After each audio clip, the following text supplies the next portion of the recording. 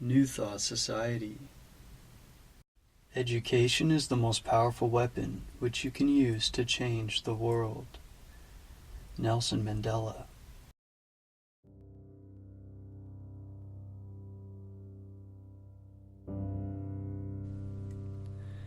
Introduction to Part 1 of the Master Key System. It is my privilege to enclose here Part 1 of the Master Key System.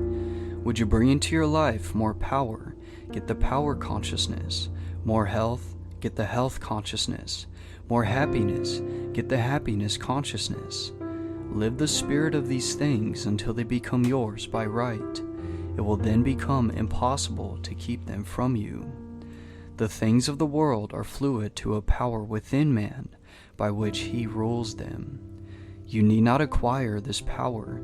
You already have it. But you want to understand it. You want to use it.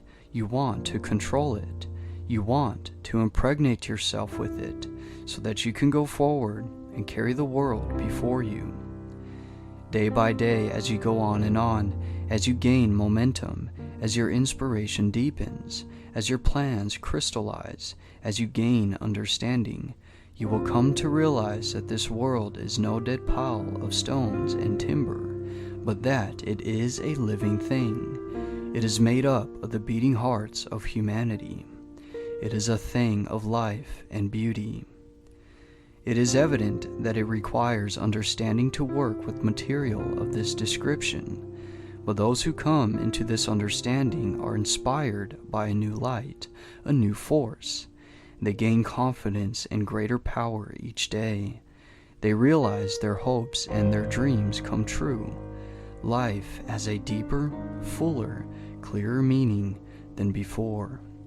And now, Part 1. That much gathers more is true on every plane of existence, and that loss leads to greater loss is equally true. Mind is creative, and conditions, environment, and all experiences in life are the result of our habitual or predominant mental attitude. The attitude of mind necessarily depends upon what we think.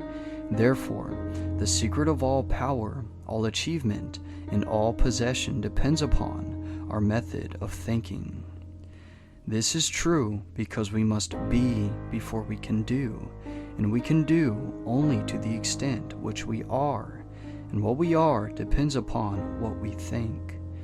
We cannot express powers that we do not possess.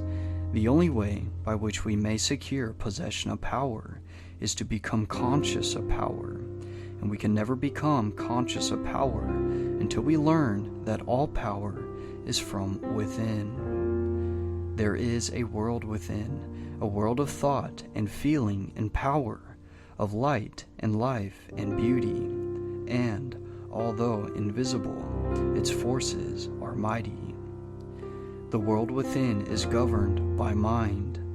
When we discover this world, we shall find the solution for every problem, the cause for every effect, and since the world within is subject to our control, all laws of power and possession are also within our control. The world without is a reflection of the world within. What appears without is what has been found within.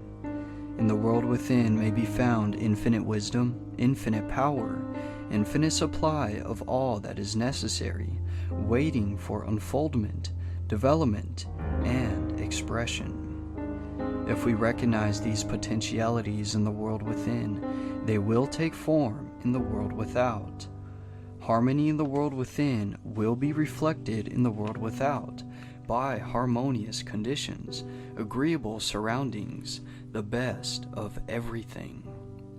It is the foundation of health and a necessary essential to all greatness, all power, all attainment, all achievement, and all success. Harmony in the world within means the ability to control our thoughts and to determine for ourselves how any experience is to affect us. Harmony in the world within results in optimism and affluence. Affluence within results in affluence without. The world without reflects the circumstances and the conditions of the consciousness within. If we find wisdom in the world within, we shall have the understanding to discern the marvelous possibilities that are latent in this world within, and we shall be given the power to make these possibilities manifest in the world without. As we become conscious of the wisdom in the world within, we mentally take possession of this wisdom, and by taking mental possession, we come into actual possession of the power and wisdom necessary to bring into manifestation the essentials necessary for a most complete and harmonious development. The world within is the practical world in which the men and women of power generate courage, hope, enthusiasm, confidence, trust, and faith, by which they are given the fine intelligence to see the vision and the practical skill to make the vision real. Life is an unfoldment, not an accretion. What comes to us in the world without is what we already possess in the world within. All possession is based on consciousness. All gain is the result of an accumulative consciousness. All loss is the result of a scattering consciousness. Mental efficiency is contingent upon harmony. Discord means confusion. Therefore, he who would acquire power must be in harmony with natural law. We are related to the world without by the objective mind. The brain is the organ of this mind, and the cerebral spinal system of nerves puts us in conscious communication with every part of the body. This system of nerves responds to every sensation of light, heat, odor, sound, and taste. When this mind thinks correctly, when it understands the truth, when the thoughts sent through the cerebrospinal nervous system to the body are constructive, these sensations are pleasant, harmonious. The result is that we build strength, vitality, and all constructive forces into our body. But it is through this same objective mind that all distress, sickness, lack, limitation, and every form of discord and inharmony is admitted to our lives. It is therefore through the objective mind, by wrong thinking, that we are related to all destructive forces. We are related to the world within by the subconscious mind. The solar plexus is the organ of this mind. The sympathetic system of nerves presides over all subjective sensations such as joy, fear, love, emotion, respiration, imagination, and all other subconscious phenomena. It is through the subconscious that we are connected with the universal mind and brought into relation with the infinite constructive forces of the universe. It is the coordination of these two centers of our being and the understanding of their functions which is the great secret of life. With this knowledge, we can bring the objective and subjective minds into conscious cooperation and thus coordinate the finite and the infinite. Our future is entirely within our own control. It is not at the mercy of any capricious or uncertain external power. All agree that there is but one principle or consciousness pervading the entire universe, occupying all space, and being essentially the same in kind at every point of its presence. It is all-powerful, all-wisdom, and always present. All thoughts and things are within itself. It is all in all. There is but one consciousness in the universe able to think, and when it thinks, its thoughts become objective things to it. As this consciousness is omnipresent, it must be present within every individual. Each individual must be a manifestation of that omnipotent, omniscient, and omnipresent consciousness. As there is only one consciousness in the universe that is able to think, it necessarily follows that your consciousness is identical with the universal consciousness, or, in other words, all mind is one mind. There is no dodging this conclusion. The consciousness that focuses in your brain cells is the same consciousness which focuses in the brain cells of every other individual. Each individual is but the individualization of the universal, the cosmic mind. The universal mind is static or potential energy. It simply is. It can manifest only through the individual, and the individual can manifest only through the universal. They are one. The ability of the individual to think is his ability to act on the universal and bring it into manifestation.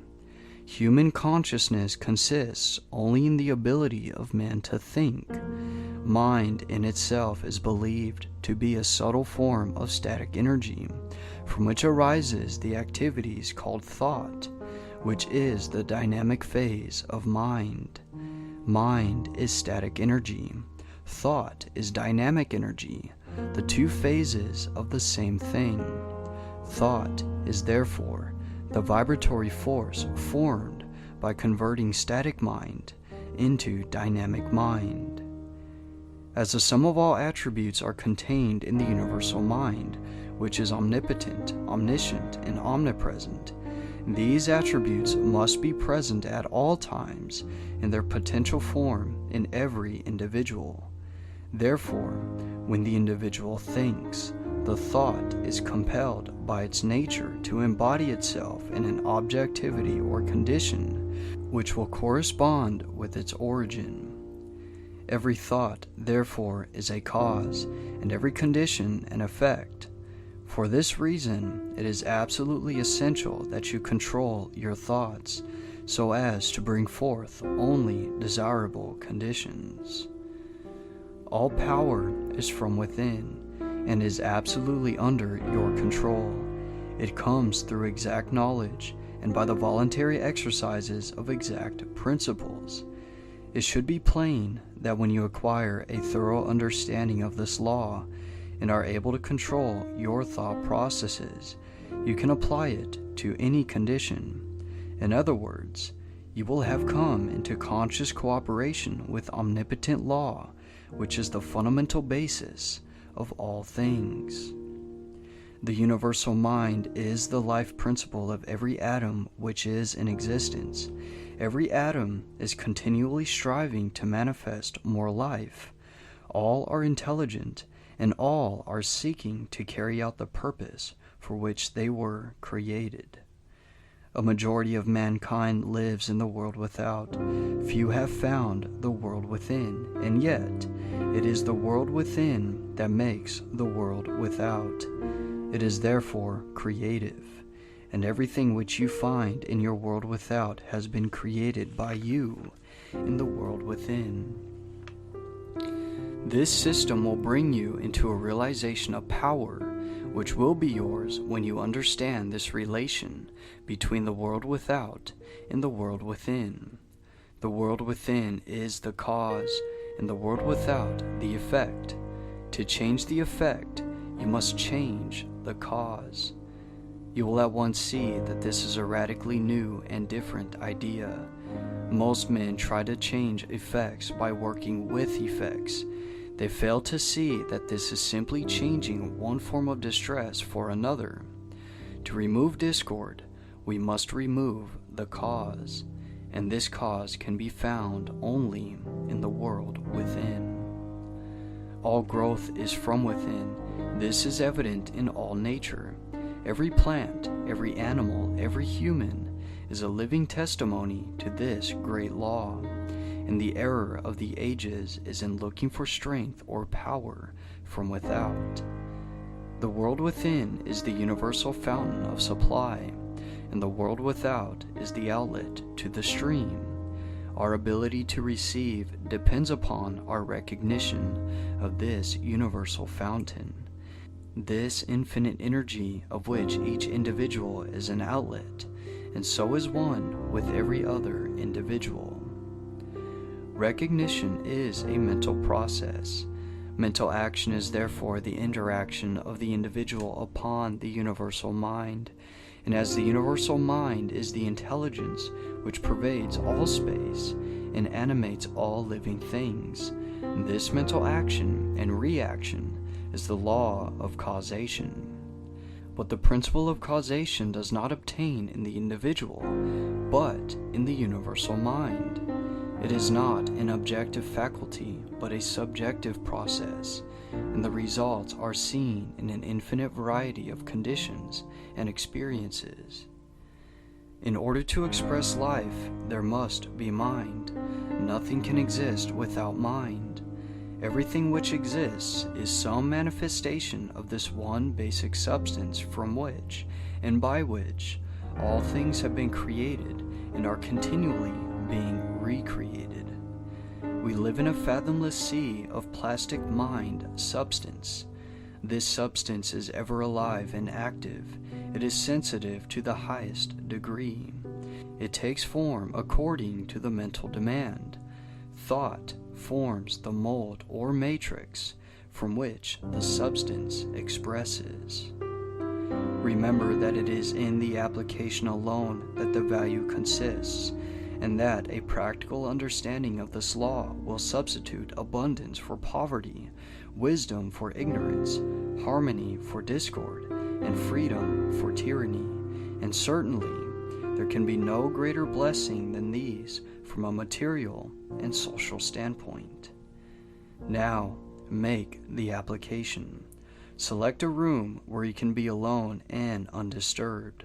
Sit erect, comfortably, but do not lounge. Let your thoughts roam where they will, but be perfectly still from 15 minutes to half an hour. Continue this for 3 or 4 days, or for a week, until you secure full control of your physical being. Many will find this extremely difficult, others will conquer with ease, but it is absolutely essential to secure complete control of the body before you are ready to progress. Next week, you will receive instructions for the next step. In the meantime, you must have mastered this one.